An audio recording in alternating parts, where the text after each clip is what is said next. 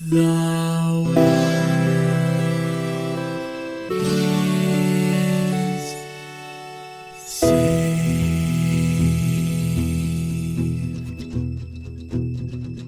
The living room's dark, save for light being cast from the big TV screen and the imminent sunrise that's teasing the one starry sky with whispers of morning.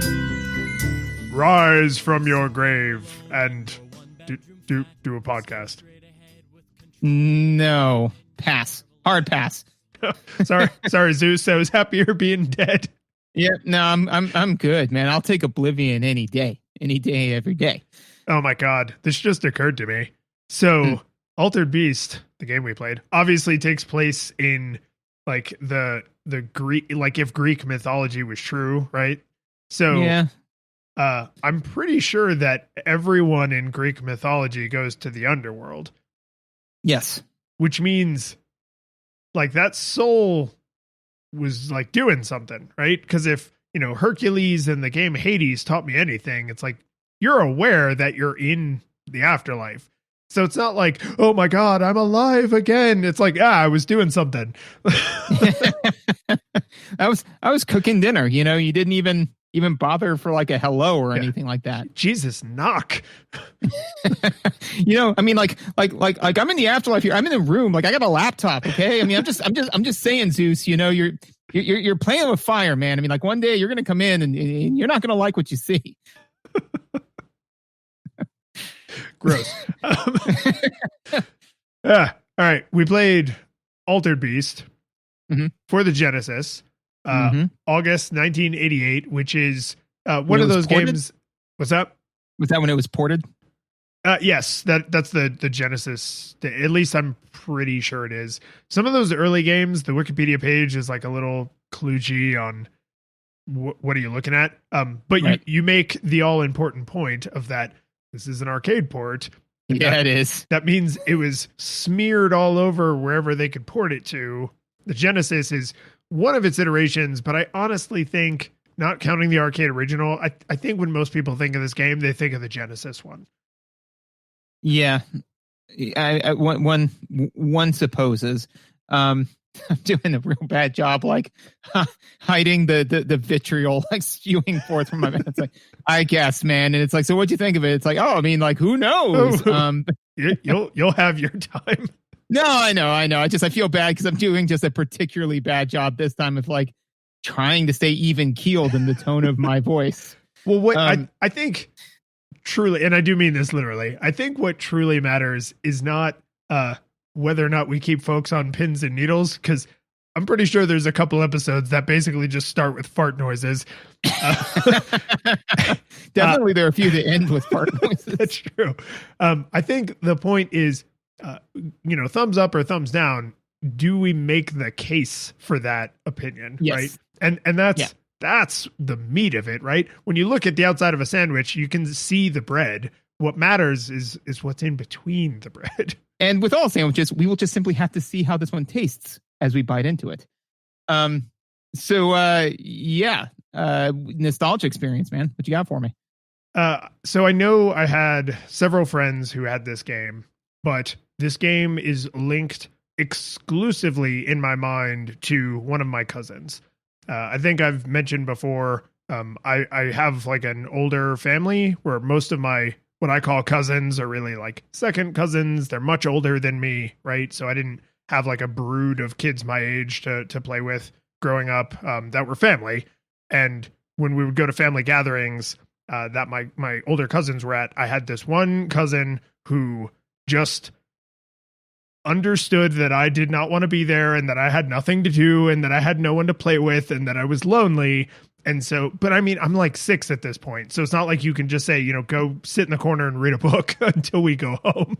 So like she would, step away from the adults to play video games with me. And this is one of the games she had that I didn't have. So I always went out of my way to play it whenever I was with her. So in my mind, like 100% of my experiences, even though I know that's not true, 100% of my experiences are playing this with my cousin. And so I try to remember stuff like that as like, well, I like her. Like she was very sweet to me. So I need to, surgically separate these things in my mind. So I liked the person I was playing it with. I think it's the video game equivalent of has a great personality. Yeah. Where it's just kind of like, oh, did you like this game? I really like the people that I played it with. It's like, oh no, you didn't like the game. Oh no. Yeah, no. So the whole time I was playing it, I had to not picture myself in my cousin's room, sitting cross-legged on the floor, being glad that she was nice and giving me attention. It's almost like you had to stop viewing it through nostalgia goggles. That doesn't make any sense. I don't know what you're talking about. Yeah, I'm sorry, man. I'm just not on my game today. I don't know what it is. It's okay. My nostalgia experience is and okay, this is definitely one of those Roger Rabbit in Disney World situations where I'm not 100% sure. I have this memory, but I don't know if my brain's just making stuff up and throwing it at me, which is I remember playing this actually as an arcade cabinet. Like I would play this when I would go to the arcade, but the main game I played when I went to the arcade, the one that sucked down all of my quarters, was the Simpsons arcade game, the one where Maggie has the diamond. And and you have to go save her, right? And that, I mean, at some point we got to play that game because I remember that. I'm sure that feels like one that just for our sake, not for the sake of the review, for our sake, we need to go play that on an arcade cabinet. Agreed. No, we need to go find an arcade bar, back when arcade bars open at some point, right? And just spend an afternoon and just play that game top to bottom. So that was the game that played by far sucked down the most of my quarters. But this was one where I would walk by it and be like, this seems pretty cool. And then throw a few quarters at it and be like, all right, so like what else is there? So because all right, I've seen it. All right. And actually I want to like put a little blue portal here for the orange portal later when we talk about visuals. Because the game, when it opens, does something with the visuals that is specifically, in my opinion, made for an arcade cabinet. But I'll just put a little pigeonhole in that for that. Shill. I will shill. We got some new patrons, so thank you, new patrons. We got some nice people shouting nice words at us on the internet, and I assume outside of their houses, but it's the holidays. Police scanner's been turned off, trying to spend time with the family. We got a review just recently where a particular game was requested pretty fervently. I can't remember what it is. It's a small title that I think you had not heard of. Link something. But anyway, we'll probably play that eventually. But what I wanted... Shut your power off. It's Legend of Zelda Ocarina of Time. Oh, that was it. That was it. That's one of the least beloved in that illustrious franchise, which is why it always slips my mind. I don't know who you are. I don't know where you live. But the reason I wanted to shout out that review specifically is not just because we love when people, leave us reviews and stuff on Apple Podcasts, which you should go do. But I really like when people are like, oh, this is a game I remember super fondly. So we always try to call out when a game has been a listener request. When we eventually get around to Ocarina of Time, a lot of people have requested that game. We want to play that game, but it will also be a listener request. But like, keep that stuff coming. Like if there's a crazy game that you're like, oh man, I played this for 1 billion hours when I was a kid. Like let us know. Go on the Twitters, go out in front of your house. There's a contact form on the website, nostalgiagoggles.audio. Like that stuff helps jog our memories because it's like thousands and thousands of games from this era. So it's nice to hear what other people are like, oh dude, this is the one that almost drowned me and ruined my life. We want to play that. We want our lives ruined. Well, and also too, I think that it helps me to like really get into it because it is more of a labor of love instead of like, this is a thing we did to ourselves, I mean, I can't tell you how many times like we've been off the air and I've said, hey, we should play this game. And then while we're playing it, I'm like, why did I do this to us? Why, why does anybody anything? Human beings are just a momentary drop in entropy. Why even go on? Our back channel chat is filled with a lot of apologizing regret. Yeah, it's like I'm sorry. I'm so sorry. But you know, if it's a listener request, then we get to be mad at the listener. I mean, be thankful for the listener. You know, but no, I mean, like literally, if I was playing a terrible game and I did this to us, I'm like, then I'm an idiot. If I'm playing a terrible game that a listener requested, I'm doing this labor of love for the listener, and I'm that's makes it easier to play a game. So, and then also too, I think makes for me personally, really focus and review it better, because like if I pick out a game where I'm like, I remember liking this game, I'm like, I don't like it anymore, you know, I'm fine. Like just, but if I'm like, no, a loyal listener requested this, I'm like, if I'm going to say it is bad, I have to have a very well crafted, well honed argument, because otherwise it's not fair to the listener. So yeah, absolutely keep that coming. All of our patrons are beautiful. Everybody within the sound of my voice is a beautiful person, and I love you. Aw. But not you, but specifically, I wanted to make sure we shout out our 16-bit hero patron, Jacob. Anybody who wants to become a patron should do that, because it helps us keep the lights on, as it were.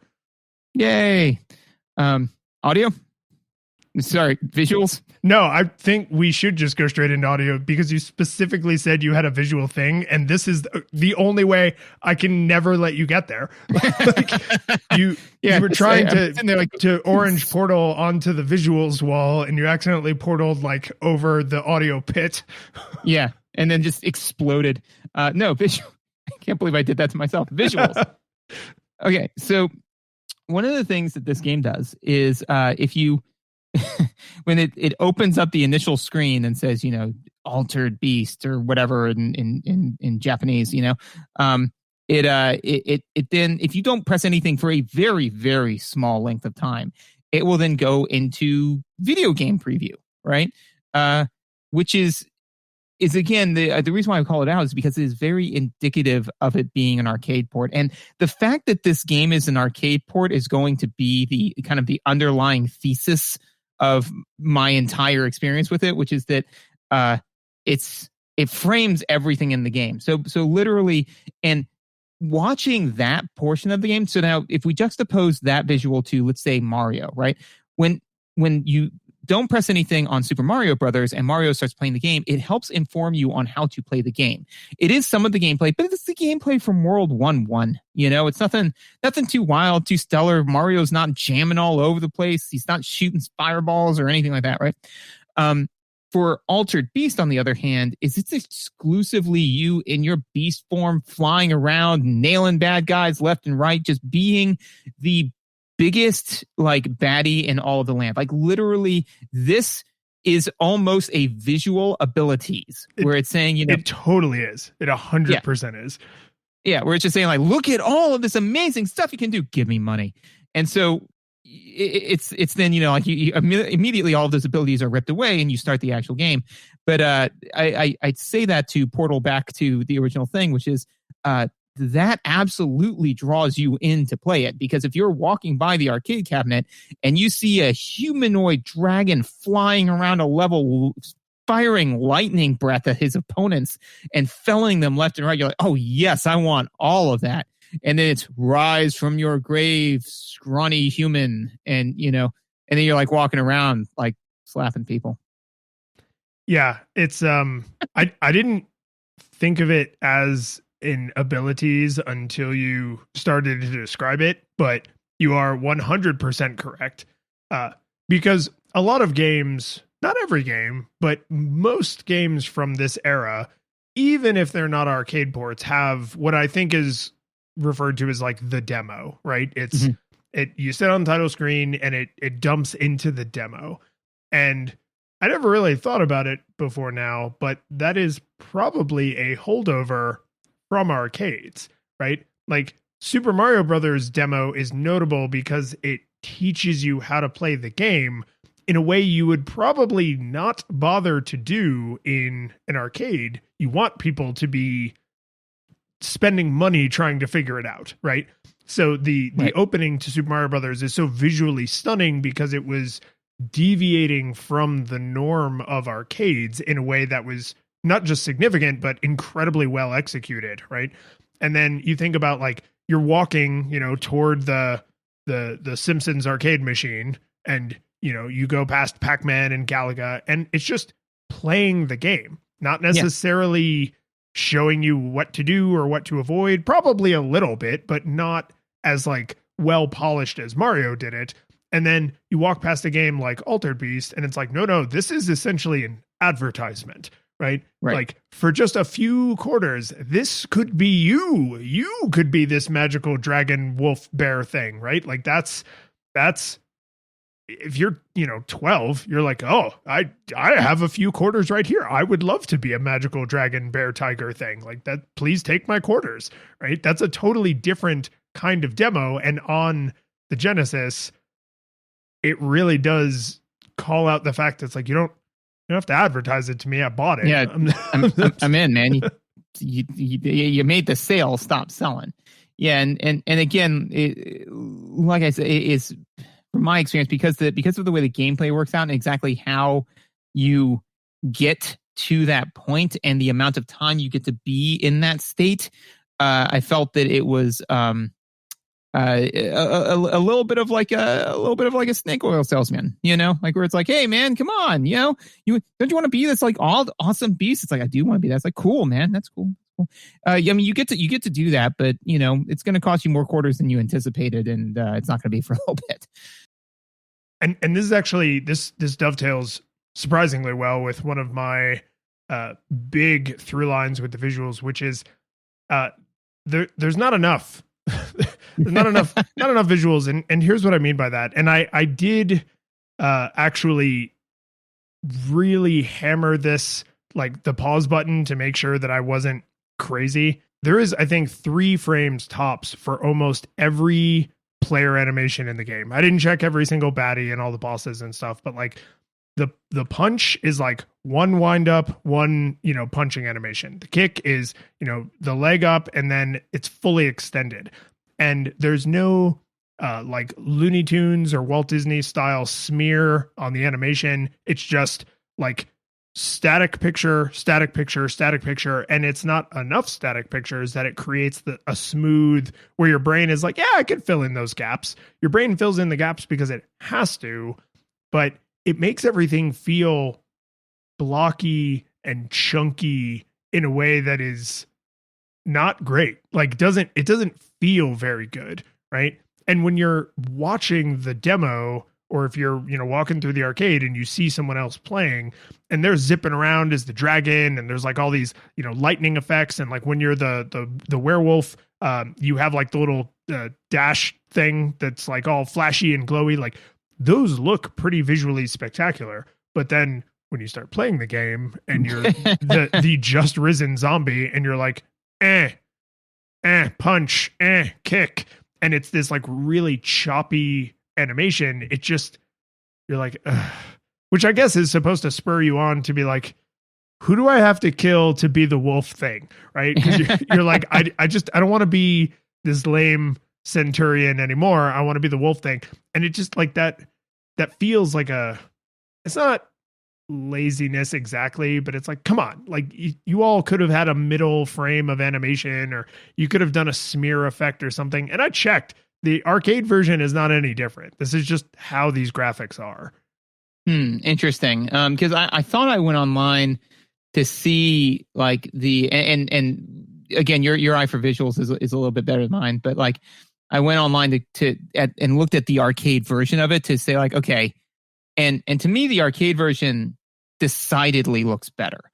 Well, okay, so this is, let me clarify, because I think you're getting to the heart of something that is important. The static visuals in this game, I think, are actually pretty pleasant. And you're right that the arcade version is higher resolution. So there's no question about that. I'm very specifically talking about the number of frames of animation. So right. If you take any individual screenshot, yes, the arcade version is higher res, no question. And the Genesis version still looks pretty solid. Like, it's a little dated, right? But it's still, overall, you're like, yeah, these, they put thought into these visuals, but it feels like every frame is a painting, and they didn't really think about, they kind of need to be a flip book. Yeah. And again, we're continuing to dance on the heart of it, which is that, is that the arcade game looks, in my opinion, pretty decent, right? The Genesis port does not, in my opinion. I mean, like, again, the graphics are not as good. That's gonna be a problem, but that was not world ending. But I mean, even the idea of like, okay, when you are just a normal human, you punch normally, but when you're semi-beefy human, you punch and you're like, you can like see the air like blasting by your punch. And that looks like garbage, in my opinion, in the Genesis version, where at first I was like, what? It took me a second to even figure out what it was. I'm like, what is this thing over my hand? I'm like, oh, is that supposed to be air? I think that's supposed to be air. And then when you get even bigger, it gets a little bit bigger. I'm like, okay, it's supposed to be air.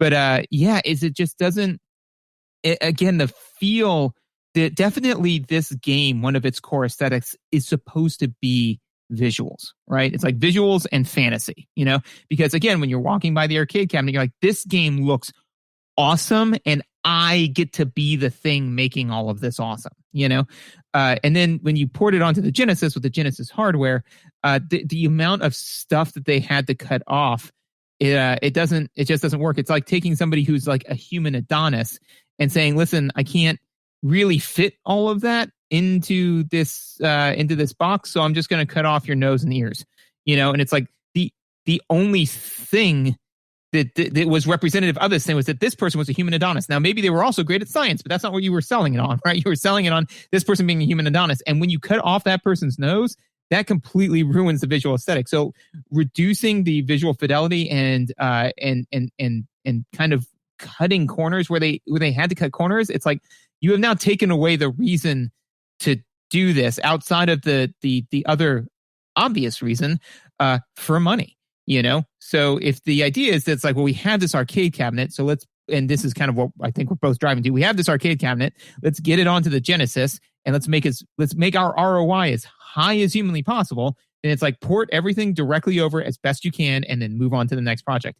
And a lot of the visuals for me kind of have that feel, where it's just kind of like they just kind of did a 1-to-1 as best they can and then they moved on with life.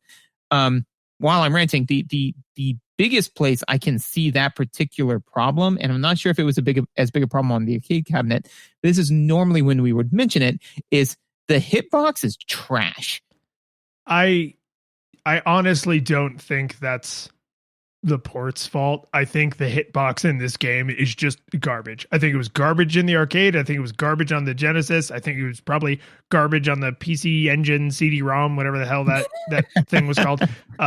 It's just it's bad. It's bad. It's really, really bad because the amount of times entire sprites overlap and nothing happens, and the amount of times the sprites don't interact at all and something happens is basically, if there's an enemy on the screen, my brain is just flipping a coin and just waiting for it to come up heads. And that means I got, right? Like it's just not because anything on the screen communicated that I got, just like I failed that coin flip.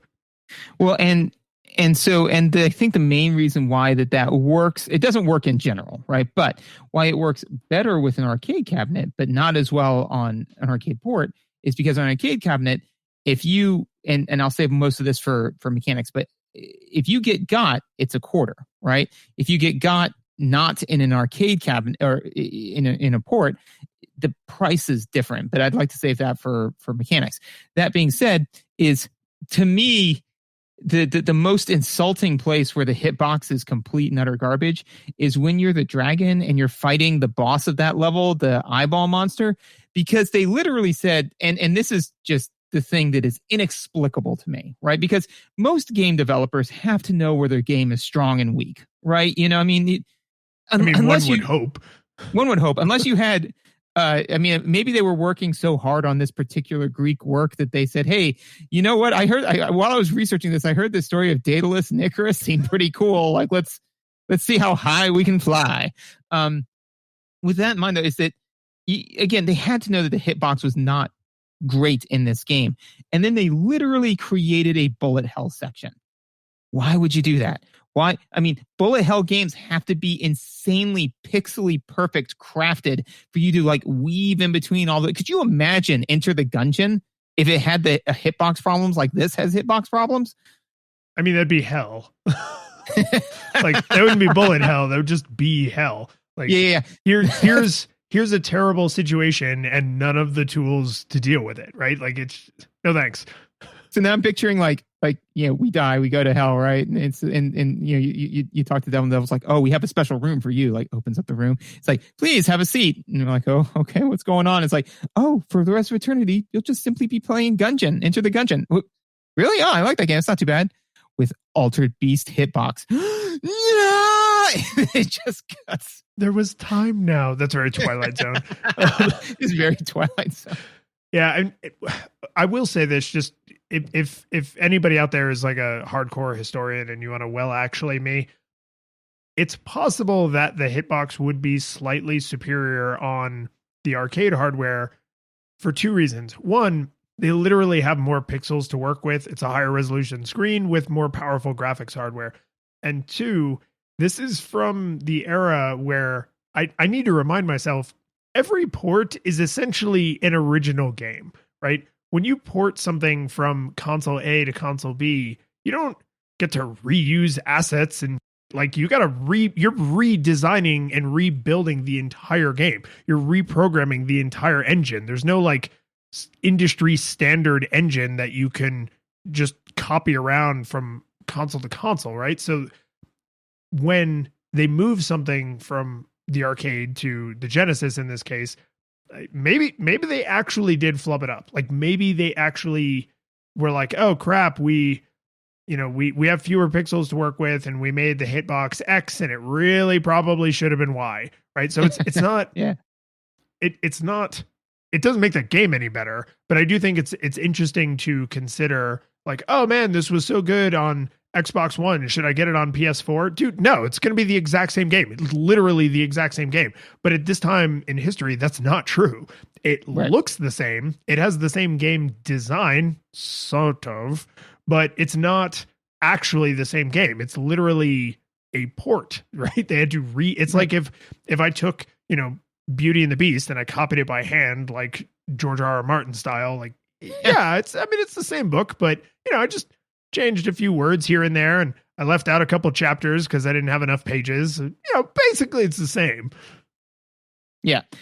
No, and that very well may be the case, but I think that, and this is one thing kind of visual tangential, but Sega Genesis, Sega was originally, they made consoles. Like that's what they did. And then they made. I love that you're addressing that to, the younger side of our audience is like, they actually used to produce hardware. I know.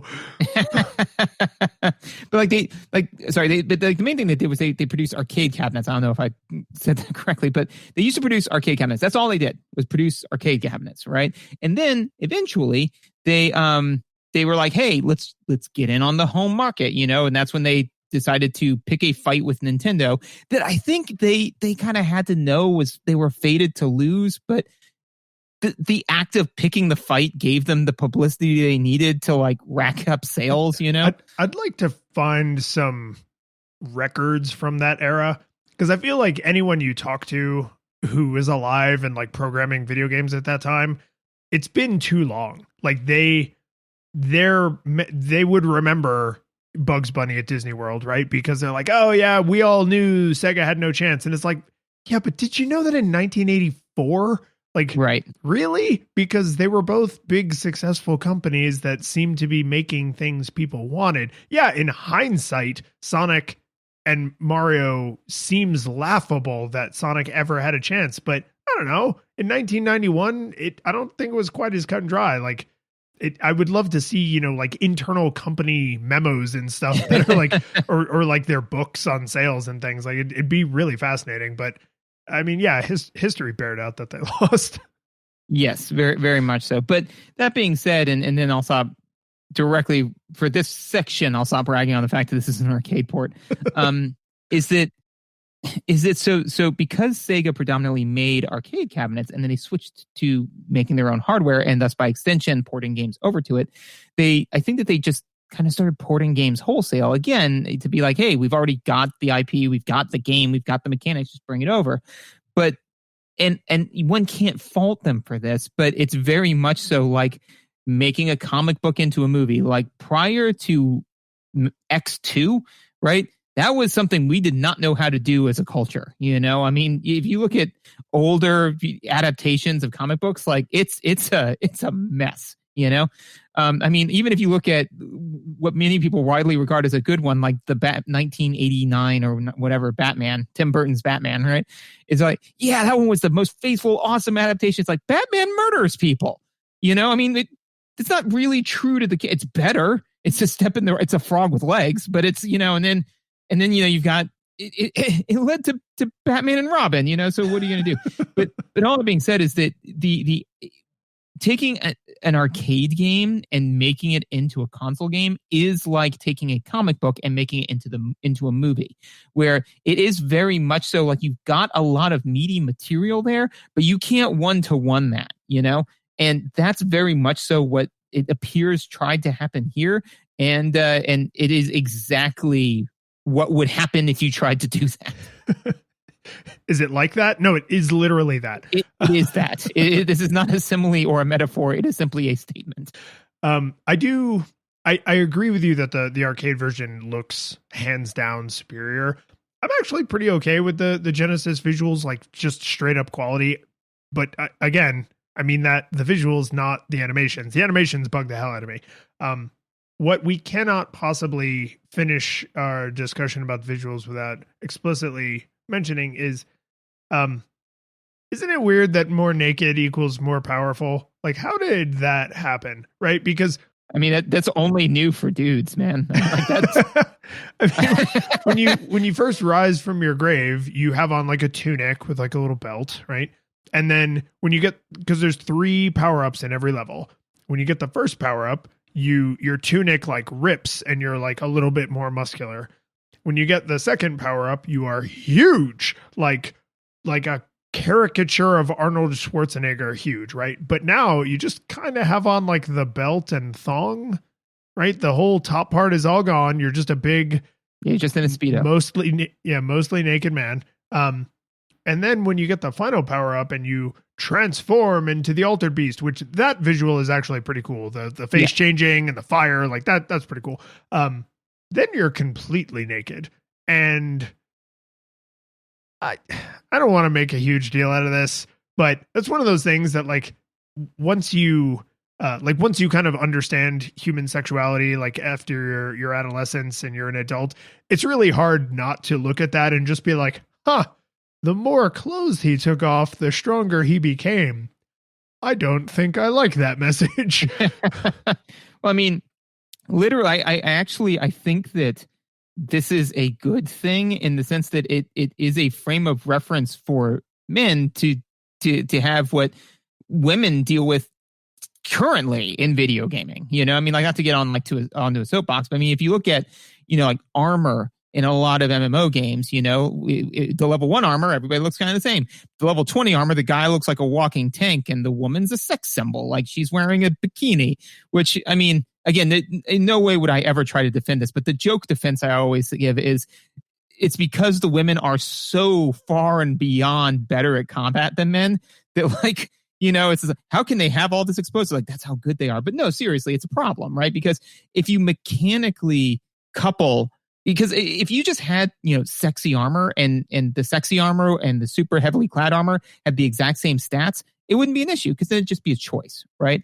But if you mechanically incentivize the more powerful you are equals the more naked you are, then that is mechanically coupling sexualization with, you know, game mechanics, which is a problem. So I actually liked that, and the listeners can't see my air quotes.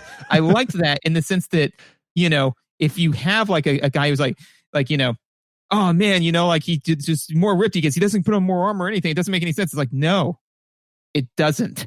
You know? Correct. I do think the one one thing this does is deeply root this in the 1980s, right? Yeah.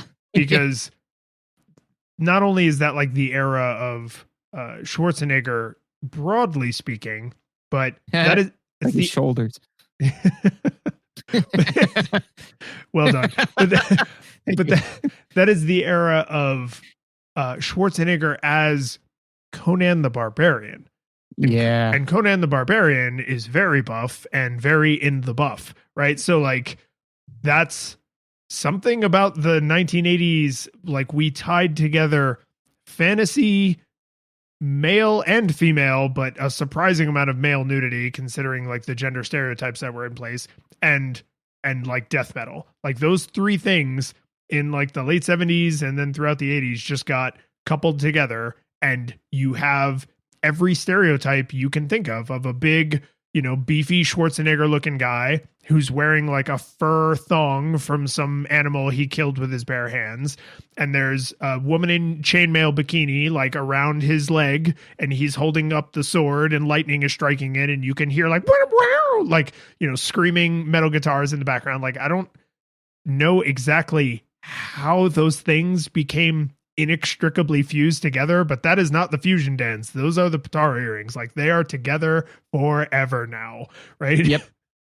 And I do think that you are correct in the sense that the visuals are very 80s. In fact, for better or for worse, the visuals, the audio, both play well. Actually, do you have anything else for video? Because this is a good audio segue. No, do it. Segue. All right. So both the visuals and the audio are completely from the 80s, right? So in the same way, to your point of like, you can point at this and be like, oh, it's the 80s. In the same way that if you saw somebody with like rose-colored glasses, long curly hair, walking on shag carpeting, you'd be like, yeah, it's 70s. I don't know what to tell you. It simply is.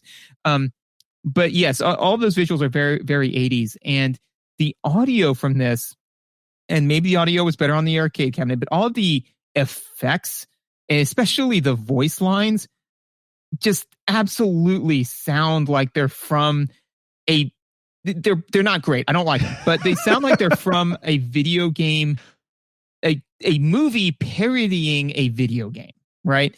So literally, tell me if you could literally hear the guy saying, "Welcome to your doom," like that. That whole. His name is Neff.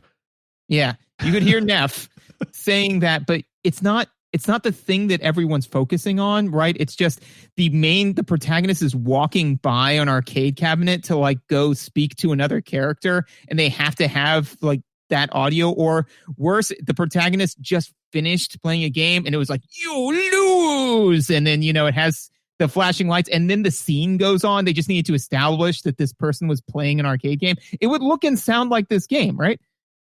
Yeah. Which is just incredibly damning, right? I mean, that, you know, that's the video game version of being like, oh, I didn't know you paint. Can I see something you've painted? Oh, that must look beautiful in motels. Yeah, exactly. No, this is absolutely, when I heard the, you know, welcome to your doom and the rise from your grave and the like the smoke effect, I was just kind of like, this sounds like a twice. This is in a not as good way, but this is the One Punch Man to Dragon Ball Z. It's a lens through a lens, right? Like this is a video game of a video game, you know? Yeah, it's its own satire, but by accident. I do. You know the meme of I think it's from Dodgeball where he's like, you know, bold choice, Cotton. Let's see if it pays off for him. The fact that they kept the voice lines in at all, I actually think is pretty. It was the right thing to do because it would be so corny to play Altered Beast in the arcade and then it's like, now you can have it at home, and like, whoa, you know, your mom takes you to Kmart and you buy Altered Beast for the Sega Genesis and you get it home and you slap it in there and it just shows the text on screen, rise from your grave, and then you get to Neff and it just shows, you know, white text on a black background, welcome to your doom. Like that would suck. Like that would really suck. And like, yes, the audio is tinny and crunchy and compressed and garbage. It's so bad. I can't believe it. It sounded good at the time, but just like the hitboxes, probably they knew like, we don't have as many pixels. This kind of, oh God, it's like a terrible watered down version. It's the Fresco Jesus of like, it's Fresco Jesus. Oh, dude, Google Fresco Jesus. I really hope that's what that meme is called and you don't get weird porn. But there's would you find it? Yeah. Yeah. The restoration. Yeah. Yeah. So this woman, for anybody who doesn't know this meme, this woman, I guess, she billed herself as like a professional art restorer, and they gave her this like priceless one of a kind painting to restore, and that's what she turned in as her final project. I mean, I assume that she did it passport in hand, ready to flee the country. But Dude, I mean, it's a painting of Jesus. You'd have to flee the planet. I'm pretty sure the Pope is allowed to go everywhere. It's not, the Pope's like Batman, like he has no borders. Yeah. The Pope awesome. has no jurisdiction. Oh man, he's got a costume. Is the Pope Batman? That's another conversation. Sorry, we're getting off track. That's going to be our new true crime podcast. But yeah, I say all that to say this, which is as bad as they sound, and I agree that they sound bad. They had to sound. Period. Yeah. They had to keep the sound in. And man, I'll tell you, when I first booted up the game and it was just like rise from your grave, I was just like, that sounded like crap. But I'm glad it was there. Like that was very nostalgic, right? Yes, it needed to be there. I think that it's again, you know, it's hard determinism all the way down. It is. So that's what I'm running through right now. Everything that happened the only way it could or ever would happen, right? They created an arcade cabinet that people loved pouring money into, and the Genesis existed. Therefore, it was a good, profitable marketing decision to port it to the Genesis. At which point, they said, we have to cut some of this stuff out. And then somebody said, you know, what are we going to do to the audio? Because the audio is going to sound like hot garbage trying to be compressed like this in order to fit onto the system, as opposed to something that is dedicated to do it. And the person said, well, we got to do something, because to do nothing would be unthinkable. So when left, was it when you've eliminated all of the impossible, the only option, however improbable, is the answer, right? And it's like if I was the executive being tasked with making my business profitable, I would have demanded a port of this game. If I was the person tasked with creating the port, I would have added the sound. And if given the option, like I would have had to have compressed it like this. Everybody made the only decision that they could. I don't know what to do with that. And it made this that I don't like, you know? Yeah, I will say audio wise, because when you go from arcade hardware to home consoles, there are multiple parts of that chain that get downgraded, right? It's not just that they have less storage, it's that they have way less storage. But it's not just that. It's also going through an inferior sound processing piece of hardware.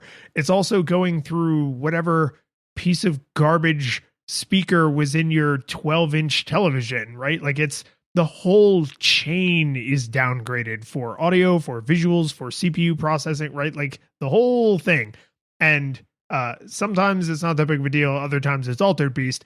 But I do think that there are two important audio things that they actually nailed. The music is very atmospheric and kind of, there's, you know, tunes, but it's more like environmental kind of setting the tone, right? Because there's like the graveyard level, and then you're like underground, sort of in hell, I guess, because you're like heading to the underworld. And there's like an icy, you know, world, which I guess is supposed to be like one of the other levels of hell. And we're kind of mixing mythologies at that point. But anyway, that I think all actually sounds pretty nice. And I really like that when you get the third power up and you become the Altered Beast, that there's like hero music, and it's like dun dun dun dun dun dun dun dun dun dun dun, right? Because it's like, again, so 80s.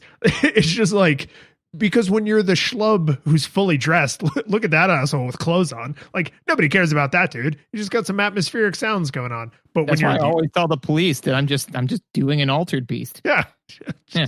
Jesus Christ. That poor officer booking you in like He said that he was, quote, doing an altered beast, end quote. which let me save you a lot of trouble. Do not Google that phrase. Mm-mm. There's no way. No way. So the fact that the Altered Beast has like hero music is like and it's the same hero music in every level, right? Like it's the hero is here now, and I really like that because one, it's like a kind of a catchy little tune, but two, it creates sort of an emotional through line, like as the levels get darker and scarier, because the last level looks like a post-apocalyptic hellscape. So as the levels get darker and scarier, once you are fully powered up, you're still the hero, right? This is not Terminator. This is Conan the Barbarian, right? There's no doubt that once you are the Altered Beast, that you will defeat Neph and return Zeus's daughter to him. And I like when music is crafted to set that kind of tone. Like, not fully powered up, scary atmosphere. Fully powered up, the Altered Beast. Like that's just, it feels good. That's good. And that music translates well even to the less powerful hardware. Nothing sounded tinny or grating or made me want to kill myself. Like that felt pretty good quality. Yeah, actually, this is completely tangential, but it's an audio thing that I realized recently that I kind of want to talk about. So I'll make it take less than 3 minutes, which is that everybody that listen to this, I assume, has seen Spider-Man Enter the Spider-Verse, because if you haven't, Into the Spider-Verse. What? Into, not enter. Cool. Slap it. No.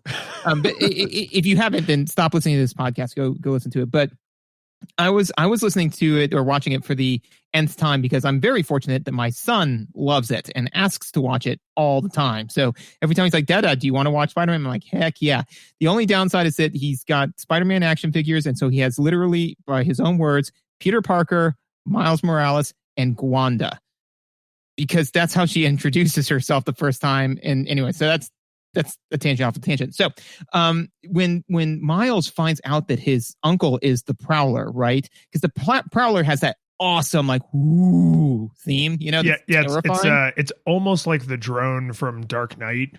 It's not really, I'm sure it's made on an instrument, but you wouldn't identify it as like a pleasant sound. It's like the sound that a monster about to eat you would make.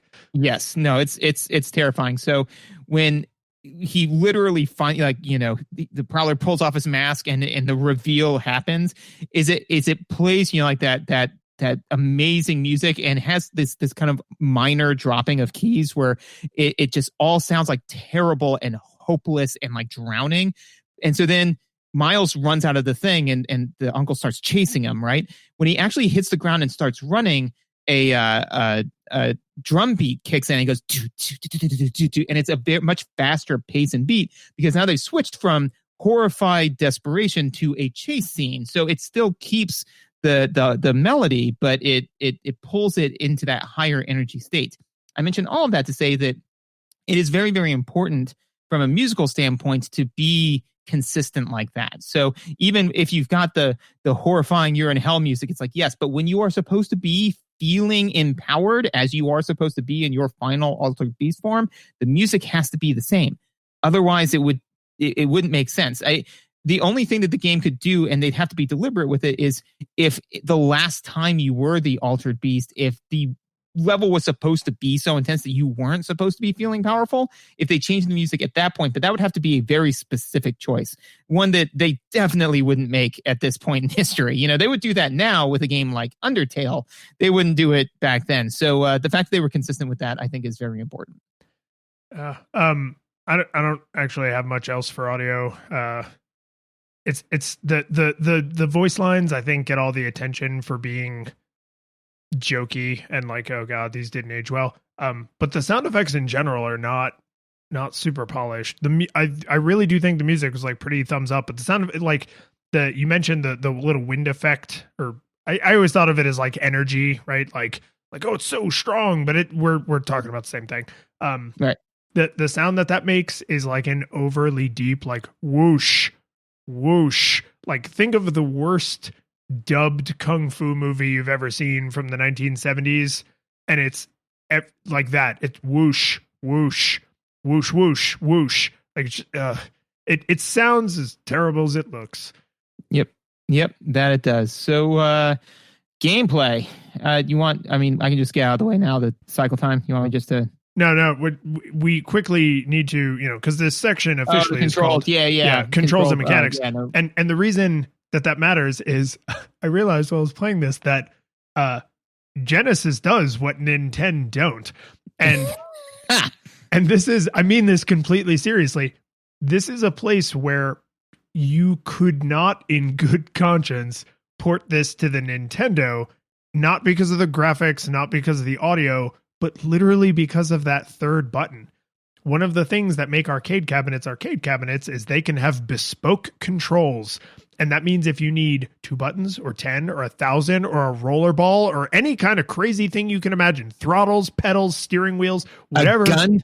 Guns, multiple guns. Mini guns. Dude, remember when we were playing, what was that game we were playing where we put in enough so we both had 2 shotguns and we were desperately trying to pump a shotgun by like rapidly pressing it? It was like a House of the Dead style. Oh god, that was awesome, man. Where we just kept like shouldering the gun and like pumping it really fast to like reload and then just see that was also very 1980s. 2 men, 4 shotguns. But I think one of the things that you lose when you bring a jumpy, punchy, kicky game to a home console is in the Nintendo era, they had to map jumping to up, which I don't hate, but I don't love it. I would rather have a right hand thumb button that I jump with. I don't like Smash Brothers. You can jump with up or a thumb button, and I really pretty much 100% of the time use a thumb button. It's just my personal preference. So the Genesis having 3 buttons means you have a punchy button, a kicky button, and a jumpy button. And I literally kind of looked down at the controller and I was like, you could not have done this on a Nintendo. That's kind of fun. Yeah, done on a Super Nintendo. Yes, but remember when the Genesis first released, it was competing with the Nintendo. We think of it as competing with the Super Nintendo because they're both 16-bit consoles, but the Genesis came out first. Yeah, that's why their whole marketing campaign was we're better than Nintendo, and that's why over at the offices of Nintendo they were like they have no idea what's coming. And that I mean again, like in the arc of history, when we look back, we're like, oh well, yeah, Sonic was competing with Super Mario World, and it's like no. Sonic was competing with Super Mario Brothers. Like it was a whole other thing. And they put all of their chips on we're better than the Nintendo. And then Nintendo came out and said, so are we. Yeah. And released the Super Nintendo and just melted faces. Yeah. So basically it was, Nintendo was like Mega Man X and then, and Genesis was Vile. And just came in and was wrecking house on X, and then all of a sudden, Vile was like, see, I am better than you, and then Nintendo was like, no, we've got Zero over here, and then Zero just comes in, chops off the Genesis's arm, and flies off into the night. Yes, that. So I thought for sure you were going to talk about the stage select situation. Oh, that's coming. I figured there's a certain amount of time you can control yourself about cycle time. And yeah, it's like you'll pop a vein or something. So I really do want to talk about that. I've already popped several. I'm sitting in a pool with my own blood. Yeah. Okay. So cycle time. Yeah. So trash, complete trash. And actually, this will dovetail into the buttons thing. It's trash all the way down. But and bear with me on this because I did put a lot of thought into this, which is the cycle times. Trash because you have a certain number of lives, right? You have a certain number of lives because arguably the lives are supposed to be representative of coins. The idea is that, there was no issues with cycle time in the arcade cabinet because the cycle time was 0 as long as you had coins, As long as you could put another coin in there, you literally picked up. It was a Celeste level cycle time, man. It cost you 25 cents, but bam, you picked up right where you left off, right?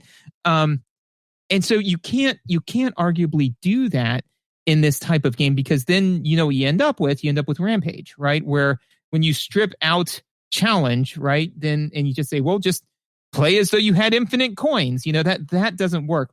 But this also doesn't work because I can deal with, and this is what I was talking to Megan about, is like I can deal with if I get hit okay, so if I'm playing the game, right, and I take an errant blow at the very beginning, right, I'm like, this run shot, because I didn't get the silver bowl on the first pass, and now I'm going to have to go through 15 more minutes of BS in order to get it. There's no point in me continuing this run. I'm just going to die and then try again, right?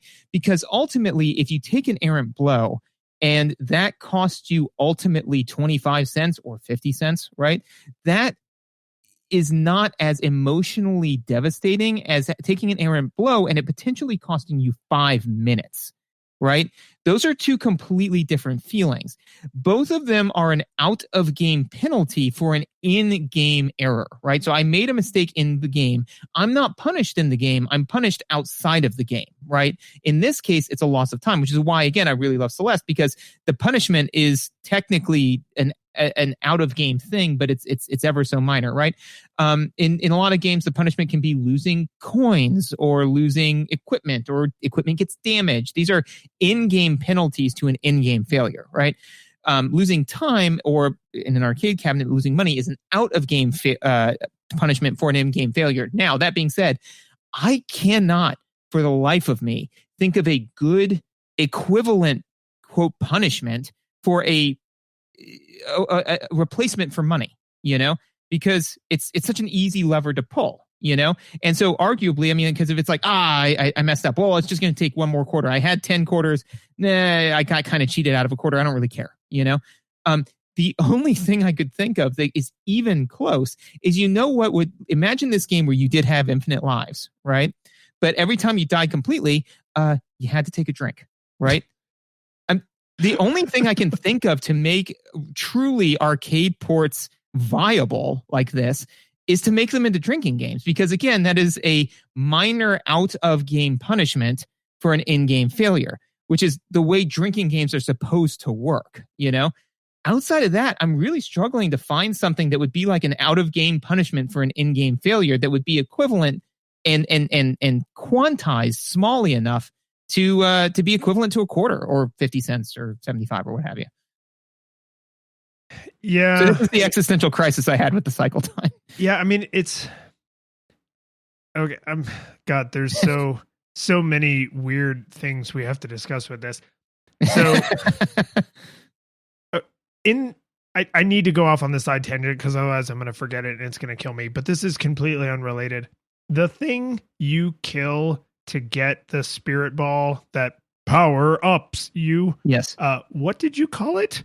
A silver bowl. Mm-hmm. It's a two-headed wolf. And I apologize that I forgot to bring this up in visuals, but no, it's not. I always thought it looked kind of like a big pig, like a sow, like a hog you would see when you take your kids to a farm when the weather's nice. Like it's a two-headed wolf. Says so right in the manual. And even though I knew that, I still can't see it. It does not look like a wolf. It looks like a big fat pig to me. Yep. Pig, cow, whatever. And I'm glad you said that because I completely forgot to bring that up in visuals. And I was able to just double check it in the manual, which actually brings me back on topic. This game, firmly in the you really need to consult the manual era of games, and in a way that I don't think we have seen before, and I hope we never see again, which is this game is an arcade port in a way I have never observed outside of this situation. The options menu exists and is not told to you in game. So when you get to the title screen, we mentioned that throws you to the abilities marketing clip really fast, right? It's on title screen for literally probably less than 5 seconds before it's like, hey, you could be the Altered Beast. Give us a quarter. If you have been playing the game and you die and you hold A when you, and it tells you this in the manual, by the way, none of this is secret. This is information the player is supposed to have. When you die, you hold A and press start. It returns you to the start of the level you lost all of your lives in, with full health and another round of, I think, 3 lives. So the cycle time can be skirted. It's no, I think almost it's garbage with that. Sorry, just for the Oh, record. no, I agree. It's still too long. But it because it's not as fast as dropping another quarter in, which is what the game mechanics are designed around. They're designed around the Celeste speed, right? Yes. In exchange for money, but they're designed around that speed. And then to play the sort of hobbled, well, we'll toss you back to the beginning of the level. And by the way, it's behind an insane button combination. Like that feels kind of gross. And it certainly didn't age well. What drove me to the brink of madness is that if you hold B and press start, it gives you the options menu. And in the options menu, you can change the difficulty. And I think it actually only goes up. I think it's like normal, hard, harder, or hardest, or something like that. But you can say, I want 5 lives instead of 3. And you can say, I want 5 hit points instead of 3 hit points, or 10 instead of 6, or however they do it.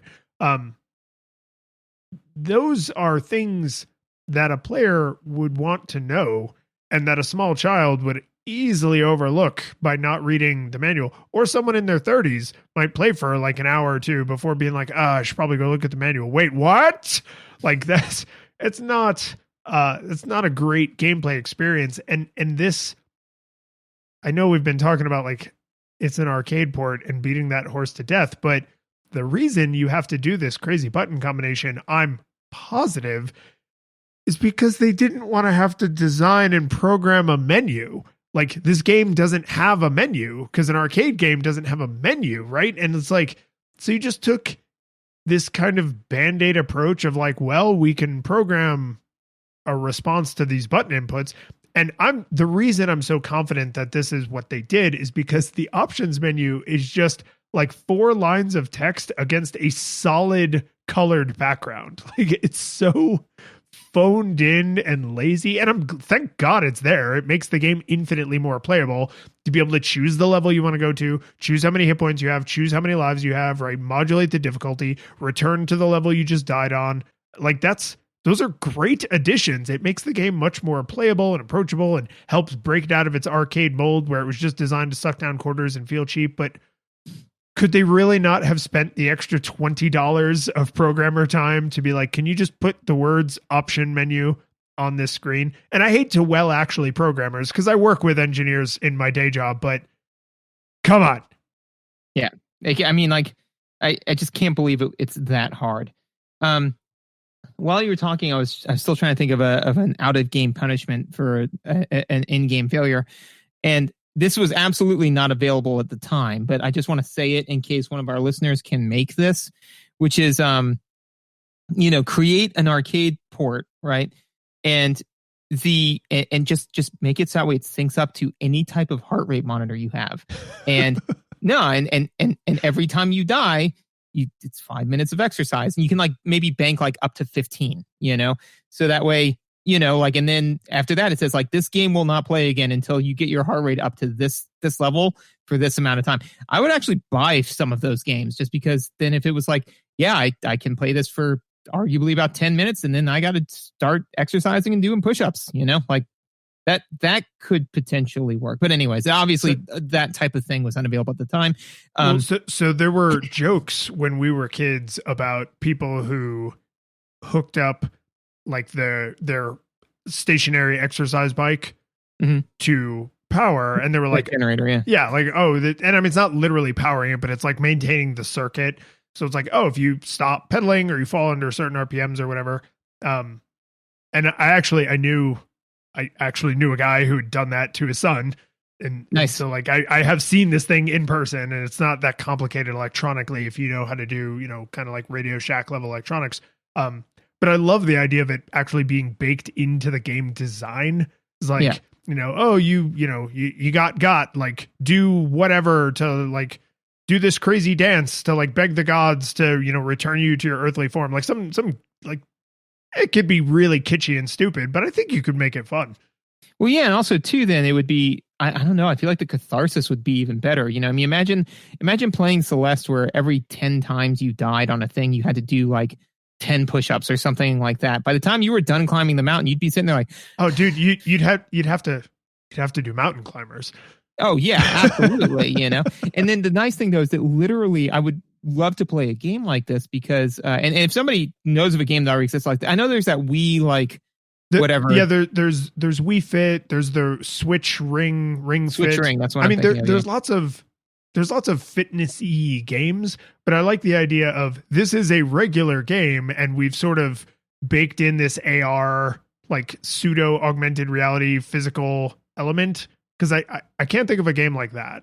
Well, and it has to be something where it's not like a did you do it? Press yes to say that you did it. Because then otherwise I'd just be like, yeah, I did it, fine, whatever. But if it was literally baked into where like you can't continue on, because I would love to have the experience of holding the controller and it's saying, you died, get your heart rate up to X amount for 10 minutes in order to continue, and just having already done that 10 times, right? To literally be sitting there kind of with the drying sweat and my muscles aching, thinking like, do I have another 50 push-ups in me? Like, I don't know if I might be done playing this, either video games or this particular video game, because I just can't, I'm exhausted, like that would be an amazing feeling to like really try to dig deep to get that extra 10 minutes of gameplay. That would be a fun feeling. Like somebody make that for me, please. I think it'd be funny to like go to, like a gaming conference or something, and you see a player who's just like this little spindly, like toothpick arm, toothpick legs, and it's like, they must be amazing at this game.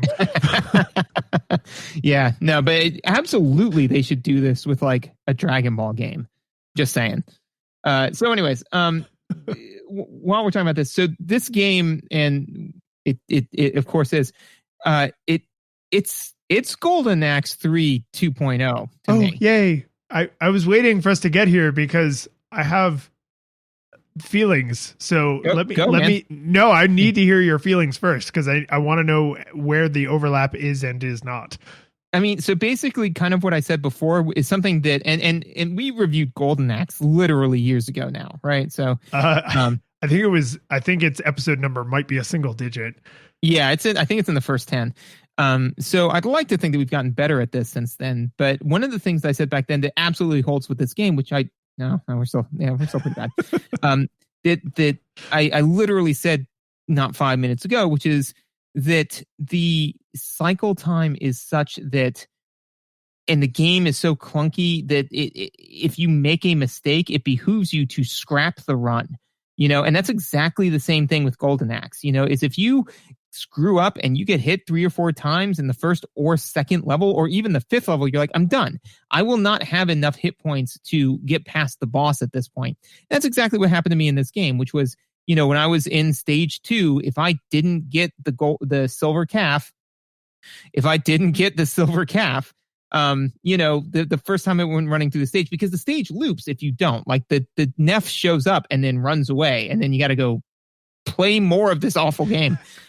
So if I missed the silver pig, then I was just like done, and I would let myself get beaten to death and then try again. And that's the exact same feel of Golden Axe. The animations feel the same. It has the same type of delay. The only thing that it doesn't do that Golden Axe it Nintendo didn't was the being in the same plane as your enemy, because it just isn't that type of game. But outside of that, it's got the exact same feel. And Golden Axe was a terrible arcade port, and this is a terrible arcade port. So literally, this is what Sega was doing. And again, if I was the executive charged with making money, I'd be doing the same thing. It just sucks. So I agree with everything you said. The part that I hyper focused on is the multiple planes, right? Where you can, walk further into the distance or come up closer to the camera, and that the enemies can be on different planes. And here's why I super focused on that. In Golden Axe, in Scott Pilgrim versus the World, in the Simpsons arcade game, in Teenage Mutant Ninja Turtles, and all these games, they all have that kind of pseudo isometric view where you can walk a little up or a little down, and it's, you know, going further to the left or further to the right on the floor as you proceed left and right on the screen. And all of those games, and probably every game in that style, that kind of beat 'em up, you know, Final Fight style, you get to a new part of the stage, the camera stops, and then enemies, you deal with them, and then it, you know, the finger comes up and it's like, go, go, go, and you then walk forward. This game, while I agree that the cycle time, the kind of feeling it creates, the garbage arcade portiness of it, that is all 100% overlap with Golden Axe. But I actually don't think this is a beat 'em up. I think what they did is they took a game like Gradius or R-Type, and they said, what if you were a dude on the ground? And hear me out. The camera auto scrolls, right? Yeah. You don't walk forward. The camera auto scrolls exactly like in a Gradius or an R-Type, right? There are power-ups that are absolutely required to have any chance of being successful, just like a Gradius or an R-Type. If you get them all and you defeat the boss at the beginning of the next stage, you don't have those power-ups anymore, just like Gradius or R-Type. Enemies can come from behind you as well as from in front of you. They'll also just wander off the screen. So if you don't destroy them, you do get to keep going, right? Just like Gradius or R-Type, which beat 'em ups don't do. In a beat 'em up, you must beat 'em up. In a Gradius like or an R-Type like, you could just ignore basically everything and just fly all the way to the boss. And this game even does that. If you get to Neff and you don't have all three power-ups, he runs away, which is weird. You'd think he would kill you when you're weaker, but whatever. He's got a Goku feel to him, you know? Yeah, it's you know, I want you at your best.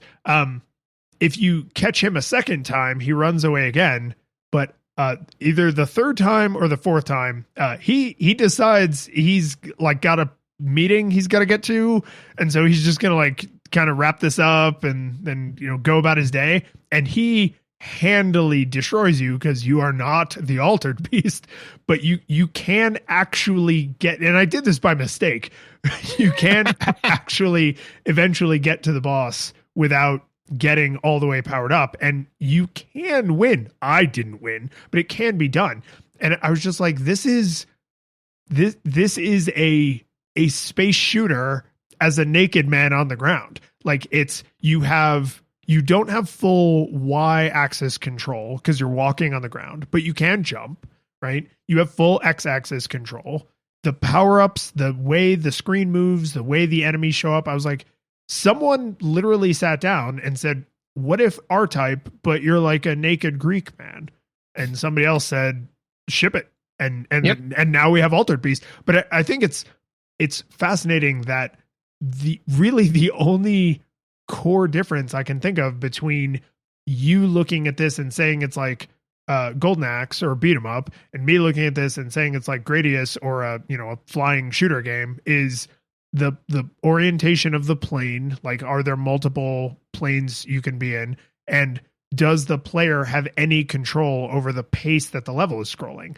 And just those two little tiny differences changes the genre. Agreed. And no, I think that, so when I say it reminds me of Golden Axe, it reminds me of Golden Axe because it basically handles the same, it has the same game feel. You know? Totally does. Yeah, but mechanically, I agree with you. And no, I'm completely on board with that this is a Gradius. That being said, is that in order to make a Gradius or an R-Type, you have to have pixel perfect hitboxes, which this is not. And so I think that, yeah, it's if you're correct. Now, they may have just, tripped and fell into making a Gradius like, right? Which is fine. But if they actually deliberately decided to do that, then that's worse, because it's like, hey, so we're going to make a sandwich, right? It's like, okay, cool. I know most of the people, when they make a sandwich, right, like they do it this way, but and instead of using like normal bread, I'm going to use like this like long bread, right? And I'm going to call it like a hoagie. So it's going to be like a sandwich, right? It's like, oh, that's awesome, right? So it's going to be exactly like a sandwich, but it's going to be on like this long thing, kind of like a submarine. It's like, yeah, it's going to be like that. It's like, oh, what kind of meat are you going to put on it? Meat? Whoa, yeah, like what's going to be in the middle of it? No, like I'm just going to cut it open and then just put a bunch of mayonnaise in there and mustard. And then that's it. It's like, so no, like nothing else. And it's like, no, it's like, okay. I mean, I was on board. That sounded fun until you took away the things that made it's the chaotic evil of the sandwich, you know, alignment chart. It's ingredient. A Pop-Tart is a sandwich. Yeah. Ingredient anarchy and form anarchy. It's ingredient and structure, and it's purist to anarchist. Yes. Yeah. So like ingredient purist and structure purist is like a BLT as a sandwich. And then like, I forget where it's on the mid one for ingredient purist, but middle for structure is like a wrap. And I'm like, yeah, I can get on board with that. But then, yeah, when you take it like all the way down where it was like, because that was what it is ingredient rebel and structure purist is a Pop-Tart as a sandwich, you know? But then I think for like both of them, it was like pudding as a sandwich or something insane. There's a tea version of that I think I might have sent you where it's like ingredient rebel and structure purist is Saturn is a tea. Yes. Oh, I saw that recently. Yeah. That's a good. I was like, oh, that's clever because I don't think every random person on the street understands that the gas giants are like there literally is no rocky surface to stand on. It's like a swirling hell liquid. I was like, oh, that's pretty clever. I was talking to Megan recently where it said because we were I think watching Jeopardy and it was about astronomy and it said something the polar ice caps something can get like this cold, and she said Neptune, and I paused him and like Neptune, and she's like, yeah, it's cold, it's blue, and I was like, it's a gas giant, and she's like, yeah, but it's cold, right? I'm like, it's cold, but where's the polar ice caps gonna be? There's no solid for them to form on, and all that was just kind of lost. Sorry, excuse me. Ingredient rebel structure purist is a ice cream between two waffles as a sandwich. Structure rebel, ingredient rebel is a Pop-Tart. Anyways, you got anything else? I do want to just put this last note to bed, which is I have combat boo as a header, like boo as a header. And I think the best way to explain the problem with it mechanically is what you've been saying about the hitbox being hot garbage. And the way that I kind of felt about this emotionally as a player is that the combat is too simple to be enjoyable, but it's too inconsistent to just mindlessly button mash. Like it threads this awful needle where you have to pay attention to it to be successful, but it's not any fun. Yep. Yeah. And I mean, and that's, well, that's the game, isn't it? Right. You got to pay attention to it. It's just not very fun. It's tempting to just hard end the episode right there, but let's do our due diligence. And I will just say this game is full nostalgia goggles required. And I didn't hate playing this because it conjured up memories of my cousin that I haven't seen in a long time that were nice. I was actually like really fascinated as a game design critic when I was like, oh my God, this is like a space shooter, but a naked guy on the ground, and like tearing that apart in my mind mechanically and like thinking about that. And like you had told me in the back channel, like, oh God, dude, this is basically a Golden Axe. And I was like, oh God, it is a lot like that nightmarish experience. So like the experience of reviewing this game was not bad. But playing the game itself, full nostalgia goggles required. I can't recommend this even to people who have nostalgia goggles because there are better, go just play R-Type. Like, yeah. You know, it's not good. It doesn't hold up. And because it was an arcade port, it probably felt a little cash grabby even at the time. So, and I know that we're like 3 years into this now, so we can't kind of change up our scale, but our scale has always been a little odd because, you know, we've said literally that we don't want, I've said I don't want to call this full nostalgia goggles because of the depth of awfulness, you know, like, because, you know, for example, like we were just saying, Pop-Tart is a sandwich. Dude, Home Alone 2 is a full nostalgia goggles, right? Home Alone 2 is a sandwich. Exactly. Where I'm like, that it feels wrong for me to put this in the same category. It's full nostalgia goggles required, but to put this in the same category as like Home Alone 2, you know? So Dr. to me, it's Jekyll like, and Mr. Hyde. yeah, right. You know, so to me, there's like, is the game enjoyable, right? Which is the nostalgia goggles axis, right? You know, because no nostalgia goggles game's very enjoyable, right? But so is the game enjoyable on one axis, and is the game playable on the other? You know, because like there are some games that are barely playable but are fun, you know, where it's just bananas anarchy, but you're like, whatever, man. I mean, like I died 15 times. I had no idea what was going on, but I kind of had a good time. It was visually stunning or whatever, right? And then there are other games where you're like, I mean, the game's playable, but why would you play it? Which is where I think like this one kind of lines up, where it's like the game's totally playable. It's not a Home Alone 2 where the game is not fun and unplayable. You know, the game's entirely playable. But why would you play it? It's not fun. You know, the audio is abrasive. The visuals are, the cycle time's terrible. It's full nostalgia goggles required. Neff said. The curtain falls. The music plays. The credits roll. Then it all fades to black. And you're left by yourself. The fanfare is gone.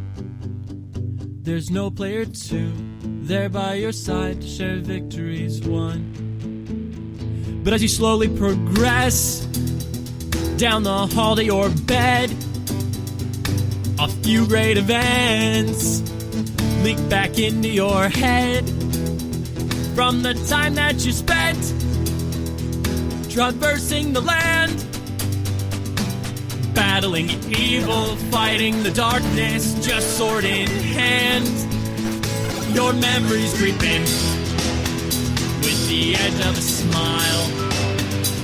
You realize again what you lost for a while. You're gonna think back much less